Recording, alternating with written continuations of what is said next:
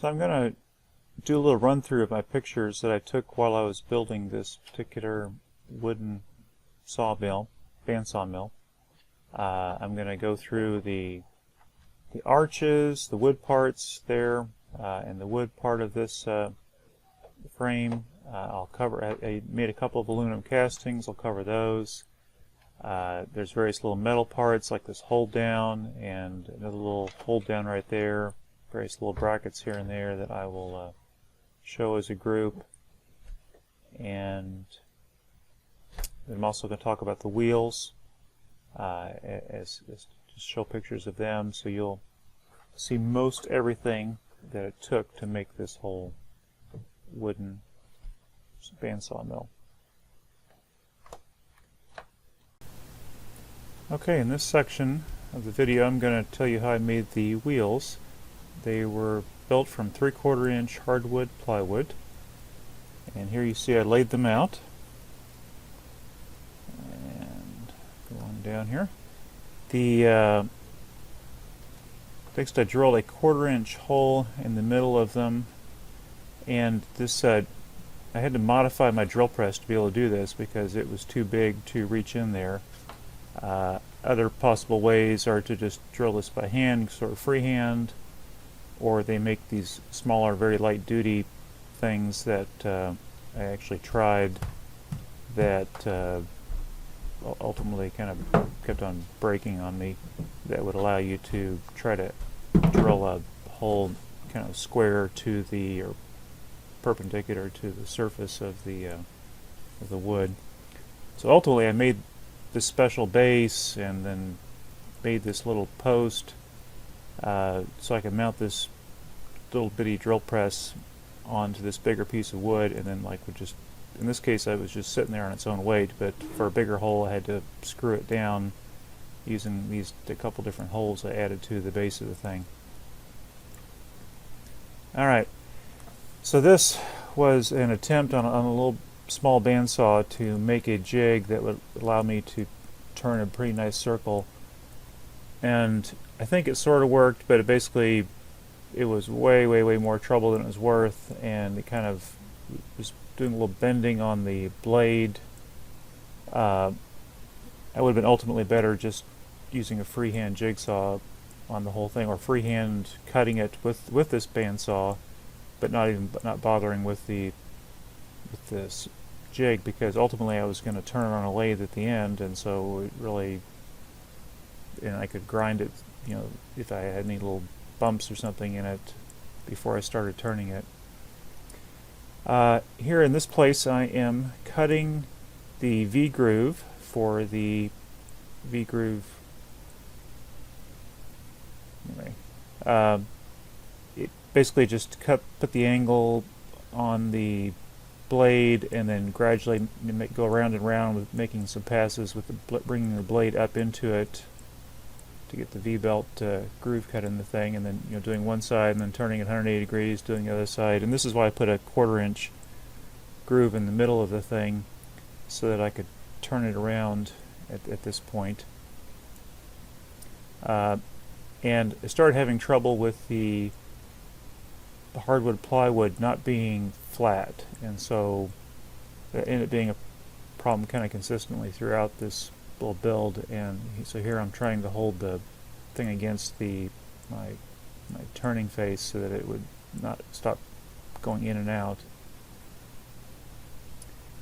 And I ended up, you can buy these little, I think they're called like a Dremel drill or something like that. I finally ended up making some because they're really sort of made for thin stock. I tried a couple different types. I bought some. I ended up trying to make cutters for that one. I made this one and then made the cutter for it so it would go the depth that I needed. And here it shows having cut all the way through. And then I just started going around the whole thing and drilling out the different holes for the bolts, or clearance holes for the hub. This is a trailer hub, the 1-inch shaft. And I got the two plywood pieces together, and you can see here that I cut each one individually because they don't line up quite perfectly yet. Looks like I fairly glued them, clamped them together, and here I have it mounted to start truing up the edge. And this is my first plan for how to mount a motor on this bandsaw. And this thing shook so much, with it kind of being sort of precariously perched up there on the top end of this board on a hinge, that I used it for this machining of the faces, but then I went back to the drawing board and came up with a different design that was more sturdy, held the motor in position without it shaking around so much. But here I clamped up a little bar, and I think I may have later a little thing where I'm turning it, but you can kind of see how that was going to work there. And then I put a coat of urethane onto the edge.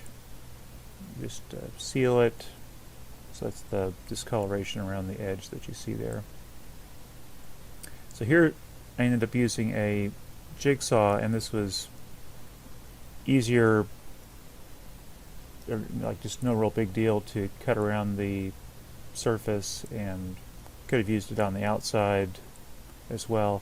So here's a good example of where the plywood is not flat. I clamped one side, looks like at two places, on my a table saw, kind of flat surface, and I had about a 1/4 inch of lift up on the other side. So I ultimately, that did not bother things. I was able to essentially cut that away when I was turning it in the lathe, and so I have a crown that runs true to the center turning of the whole thing, even if the board is kind of wobbling back and forth, maybe 1/8 to 1/4 inch. So here I had initially made the idler, and then I transferred the driver to the next assembly, and at this point it was going to be permanently attached to it to serve as a permanent driver for the two wheels. And then here I am machining that final piece, with the shown kind of blurry there because it's going around and around, and I just have a little small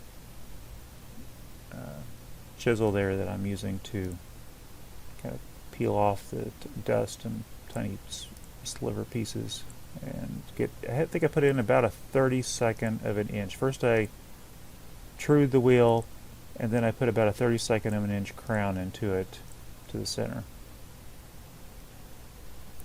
And here, just kind of thrown into this category of making the wheels, is my pattern for making the toothed wheel that I use for lifting it up by 1/16 of an inch increments, and then the little stop lever that went with it, made out of a hardwood board. Okay, so this is ultimately how I balanced the tire, and I'm actually not 100% sure here if I really balanced it with this tire on it, or if I just set this up to demonstrate how I did it with the tire being on it. Basically a bicycle tire, kind of the side cut out of it and then stretched over top of this thing is what's there. And I later lost one of these, or had one of them kind of come off, and I never bothered to put one back on, and more or less I'm just continuing to run on with the bare varnished plywood surface being exposed. But what I did is I set up a couple little bearings, and I'll show them to you later, and a little an all thread, and leveled a supporting surface on both sides of the wheel, and then just would give it a little spin, and when the heavy part settled to the bottom, then I drilled a bunch of holes until it more or less would kind of go around and around, and stopped starting.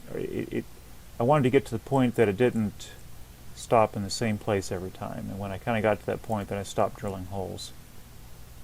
And this was the bearing assembly I put into it. to get it to rotate around freely. This is the only thing I use these bearings for. I got them just to be able to balance it, and then didn't use them again.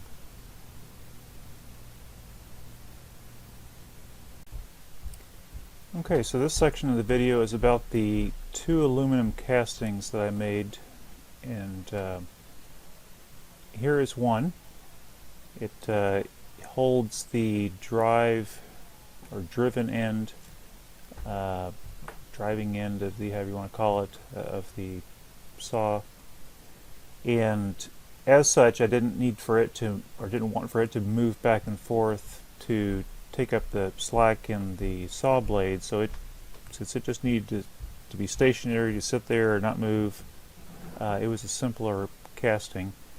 And so I have this wood, a buildup of wood boards here, and now my wood was not the best, and so to make sure it was going to hold, I put a this is like a 3/4 inch or 1 inch round bar through it, and then I drilled and tapped 5/16 18 holes down into the bar, mainly because I was afraid I was going to strip out the wood if I tried to hold it there firmly. There's somewhere on the order of 1,000 or so pounds of force that I was trying to allow for that would be coming down here, and then would be having these bolts potentially tip up, and so it was really working hard to make sure I was going to be resisting that amount of force. Also, the other function that happens here is that I can shim underneath this base plate to the wood body to track the blade. Basically, the first time I ran it, the blade kind of ran a little bit to one side, and so I slipped like some 1/16 of an inch sheet metal shim pieces. It might even been 32nd of an inch. It wasn't much, and that adjusted the blade running back to the center. I think ultimately I had to come back and do that once more when I decided to run the blade with the more spring tension on it, and so I needed to come back into this end and do another tracking adjustment. But basically you're going to track it and then plan to run that same amount of spring tension all the time. So here, let me go to the other end. Alright, so here's the other end with the take-up, and this does a couple things. I really kind of like this spring take-up. I mean, you could dispense with it and just kind of get down close to where you're tensioning the blade, and then you're just sort of putting the whole all the boards kind of in compression, the blades in tension, and might not need it. I liked it as a nice way of knowing precisely how much tension I was putting on the blades, so that I didn't exceed what I was designing for. Because it's potentially, you could easily crank down on something and maybe have a couple thousand pounds of force, and if you'd only planned on 1,000, you might have some stuff coming apart, your bearings going bad, that sort of thing. So I like the spring. It's worked well. This block needed to, it's kind of buried on the inside of the wood here. This is my tracking adjustment for getting this whole wheel to tilt back and forth just very slightly. And then on the top side of this block, I attached this all thread to it, and I have a captive nut on the inside that just pulls the block out. Just getting a little bit closer to see my tracking adjustment with a couple of, and this is sort of maybe excessive here, I've got 2 spherical washers so that it would be setting flat against the wood, even though the bolt going through the hole might be a little bit angled one way or angled the other way. And then I went around to the other side, and here's the aluminum casting with the stud for the trailer going through it, small stud shaft, or stub shaft I think is what it's called. And so it's held captive between this top board and the bottom board, and there's a lip here that rests on top of this block, and that'll be a little bit more clear when I show you the casting all by itself. And so this block holds this lip in place so that when I come back here and adjust this bolt, it's pulling the casting in and out and taking the whole wheel and tilting the whole wheel back and forth with it. Okay, so now a little bit about how I made them. I did this using lost foam sand casting, I believe is the correct term for it. Basically, I have a hot wire cutter here, and I just had a square set up to help me cut square pieces and of styrofoam, and I perhaps put a little pattern on them and then cut it out. To put this hole in the middle, I had to take the wire loose and then put it through a little hole, put it through the middle, and then go around and make the hole cut out, let it cool, and for 30 seconds, and then take the wire back off, pull this piece out. So here is the wire is loose, and I've been making the slots for the drive mount. This is the base for it. I think it was maybe 3/8 thick styrofoam that I sliced 3/8 thick and then cut it into a square. Here's the holes after I finished cutting them out. Oh, and by the way, here's the information on the hot wire cutter. It's 24 gauge nickel wire hot foam cutter for 10-inch to 12-inch wire length. Use a 5 amp DC. This is basically an old computer power supply, so that's where it got the 5 amp DC, and that gives me 2.1 amp draw. It works very nicely. And I ordered the nickel wire on the internet. So here's hot glued together the two different designs of the base, and by the way, this is my original design for this thing. I changed it very slightly. You'll see here in just a minute. So I cast the motor end first. It was a little bit easier. So I have basically I sunk the shaft inside this thing. I built up a shell of styrofoam around the shaft, and in fact, I think I closed off the end of this thing with just some tape so that sand wouldn't get inside there, and so it'll fill up all the way around the shaft with aluminum. And then I'm holding the shaft here just so it didn't tip downward, so it would stay flat and level with the sand here, level with the base. And then came back and started filling in all the rest of the way around it. And this piece up here is where I'm going to pour the hot aluminum down around this piece. I put these heavy weights on top of it just because I was afraid that when I poured in the aluminum, that the shaft might suddenly come free, because for just a moment or two there was going to be molten aluminum surrounding it rather than styrofoam, and so I wanted to make sure that there was enough weight on this side of it to hold this in place so that it would stay floating in this molten aluminum area over here until it solidified.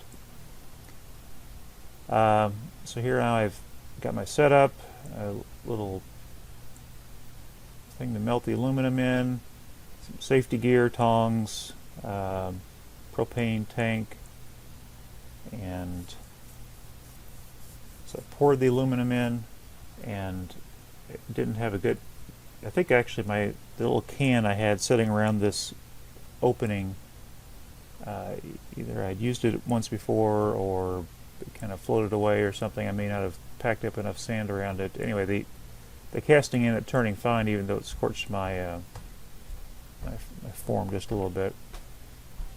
So here's the part after I dumped out all the sand, and a little bit of aluminum flashing around it. There's the can I had placed around the riser, and you can kind of see the end of the shaft here, right here, where I had put some tape over the end of this thing, and then the sand filled right up to that, and so I can see the shaft. And then you can also see it where the shaft got hot, a little bit of heated mark there. But that piece turned out perfectly. That was a first time, no problem. So then I started on the next one. And oh, by the way, here's the bearings, trailer bearings, 1-inch trailer bearings, the hubs, stub shafts. This is what the parts look like that I purchased from a trailer supply company. And so this one did not turn out. Just basically the way I had it placed in the sand, it didn't hold this face true, and I needed this face to be held true. It kind of, it was packing the sand, and the sand kind of pushed it one way or the other, and so it ended up, yeah, you can see it pretty clearly here. It kind of bent over there and kind of bulged out right here, because I was putting sand on the inside of it here, and it kind of swelled this out a little bit. So here it shows how it all got placed in relation to the end of the shaft. So I thought maybe I might try to warm this thing up and hammer it flat, and that didn't work. So it just broke. So I just finished the job, broke the aluminum off it so I could remelt the aluminum and reuse the stub shaft. Also, by the way, you note here that I put a pin, I drilled and put a pin in the end of this just to kind of make sure mechanically that this shaft was not going to turn when the wheel is turning. I think the aluminum's going to be a pretty good hold on it, but putting a little pin in it just makes sure mechanically that it's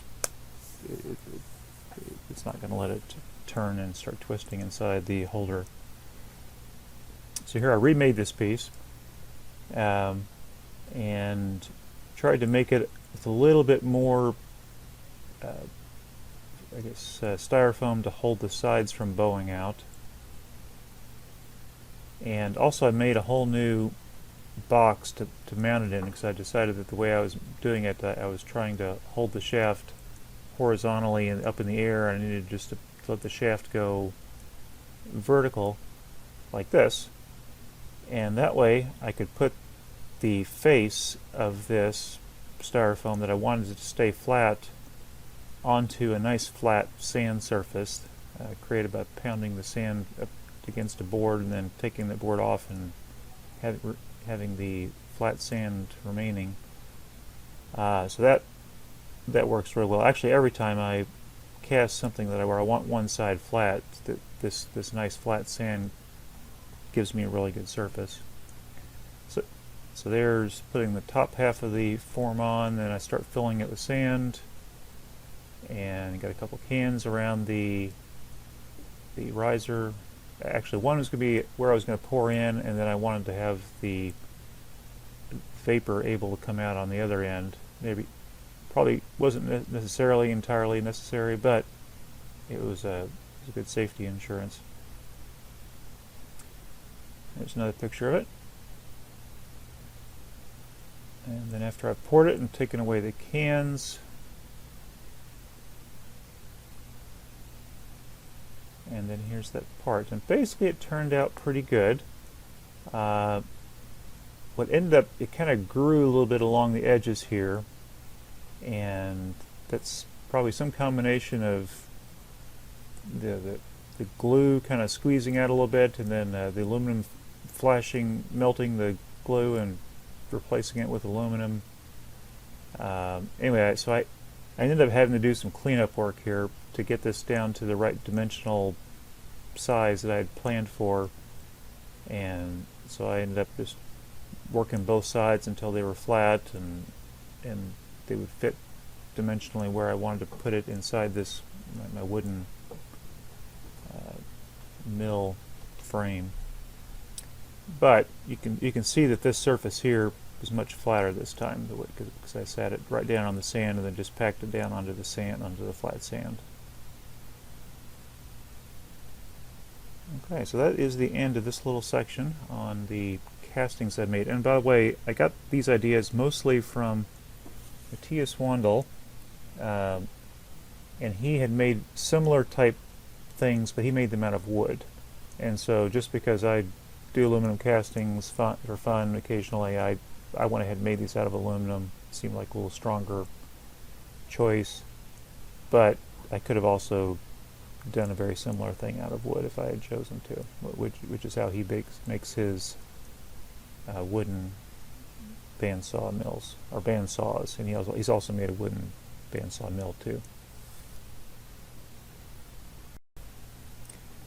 Okay, at this point I am building the,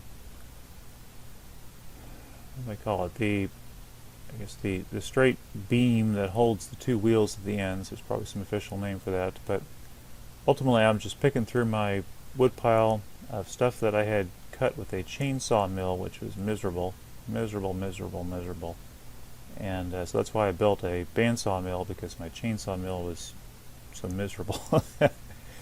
But I was able to, it gave me a starting source of wood, and you can see some logs there in the background from a pine tree that I had cut down, and they are ready and waiting for me to finish this mill so I can cut them up into boards.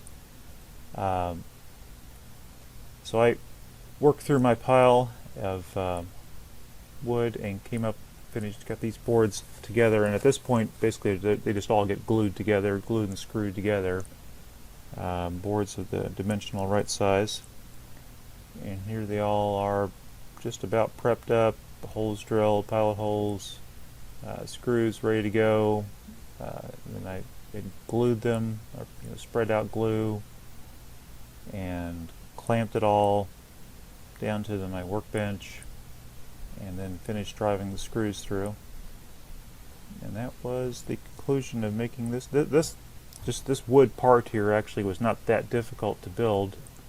It just took a huge amount of time to think about just exactly what the dimensions were going to be before I started building it. So this is now the building of the arch, and actually at this point a fair amount of work has gone into this already to get all the board pieces cut and planed and ready to be put together. You see they're roughly placed in their approximate order. And now I've stacked them all up, and up here at this joint I was going back and forth with like one progressively longer, one shorter, one longer, one shorter, to create some sort of a lap joint there. And that was going to be, all the boards were going to be glued together and then screwed together. And of course I got a square here, so I'm making sure I'm maintaining a 90-degree angle while I'm setting this thing up. And then once I had the thing, ultimately I was going to be setting it up like this. I turned it up on its end, and then I was being very concerned about wanting to make sure that these supports for where the wheels were going to go, that they were going to be 90 degrees to the rest of it. And and then this shows you how the bottoms bolt to it. I could have perhaps screwed permanently, but I was thinking that there might be some occasion where I would need to take them loose, and so I bolted them into the legs of the arch. And here I was concerning myself with squaring up the bottom so that ultimately when I set this piece here on it, it would be sitting straight. And looks like here I even put a little 90-degree support on it as well, trying to help with things. There's the finished piece, and I did ultimately come and put a big diagonal brace here. I think that was kind of a little later thought after having made this, and added these to it as well. I think it was just a little bit wobbly, and so I was going along trying to brace it wherever I could. And on one side I have the V-groove wheel, on the other side I have just a plain flat wheel. That way I don't have two sets of V-groove wheels kind of fighting each other. I have one to guide it, and one just holds it up at the right elevation. Okay, so this section of the video is going to be about the miscellaneous little metal mostly metal pieces that I made, like this handle, just a piece of rebar welded to a little piece of round stock that had a 7/16 tapped hole put through it. I believe that I did put a little bronze bushing between this square plate and this, so that it would have something to slip around and not be scraping metal on metal as it went around all the time. Here I have the pivot that helps me to line up the wheels to have them be parallel, or the blade in particular to be parallel with the vertical posts here, and then also square with the track below. And so I have a pivot that's attached to a plate, and that plate runs against the face of this. This is one of the vertical arch posts, and then I have a couple angles here and there that are attached to this beam. Anyway, just a couple pieces of angles, plate, that sort of thing, screwed and welded together. Here is a hold down for one side. This would be the take-up side, and I got another picture of this too, but it's I had a guy at work gave me an aluminum extrusion, so I went ahead and used it for being able to adjust this thing back and forth. And then also it's adjustable up and down. I don't need that much adjustment, but it was convenient to be able to use this bar to get down to the point I needed to go to. And by the way, all this metal is pretty much salvaged, reused metal. That's why this has got threading on it. I didn't need it, but it was whatever it came from had been a threaded piece. So cutting things and putting them together. I got the bearings here to hold down the blade.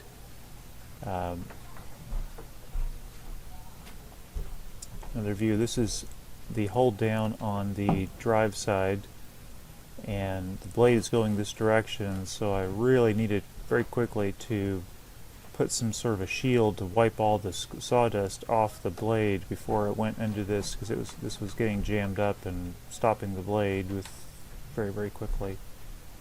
And then I have an adjustment here where I can kind of swivel this thing just a little bit, left and right, up, kind of back and forth, and to position it correctly.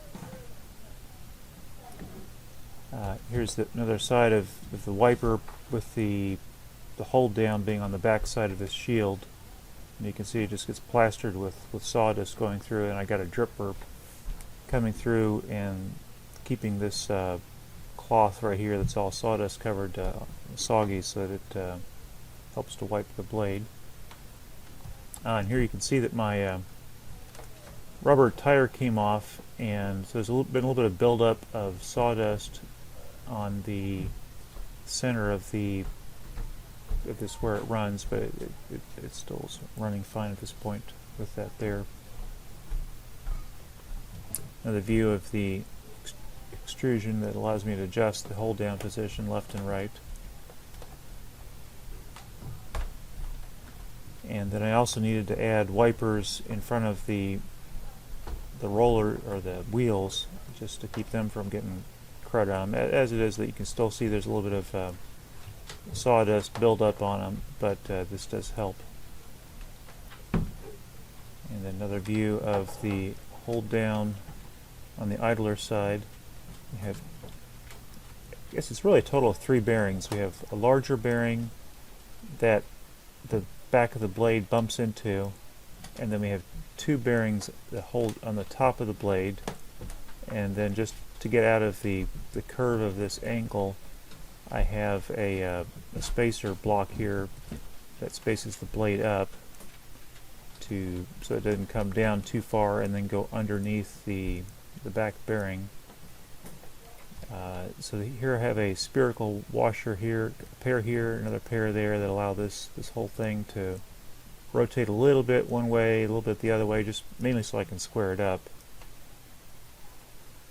and I haven't really particularly needed to adjust that. I think I adjusted it maybe once when I was setting it up, and I don't know that I really have come back and needed to do anything else to it since then. And here's a little distant view of the adjustment that allows me to square up this wheel, or not so much the wheel, it's the blade, because I want the blade to track, and then I want to have it adjusted square and perpendicular to the track below, and then the arch here. Anyway, so basically they just push in. I got another view here that these little bolts just push against that back plate, and so they can swing out this whole assembly that holds the wheels in place. And this just shows how this big toothed board attaches to the bar, and this is just a old piece of fence post, or fencing, railing, and maybe an 1/8 inch. I'm not even sure if it was an 1/8 inch wire cable, which, if you listen to my video, that's something I would probably get rid of. I would probably go for like an all thread design instead. This is at the motor, and I've got jack bolts here to keep the motor square and perpendicular to the running of the V-belt, and then also the overall assembly, and then to provide tensioning on it. And that was design number 2, but it has worked just fine. So I have one block on one corner, and then on the opposite corner I also have another block so that I can keep the whole thing square and also under tension as well. And these are kind of a bit of an afterthought.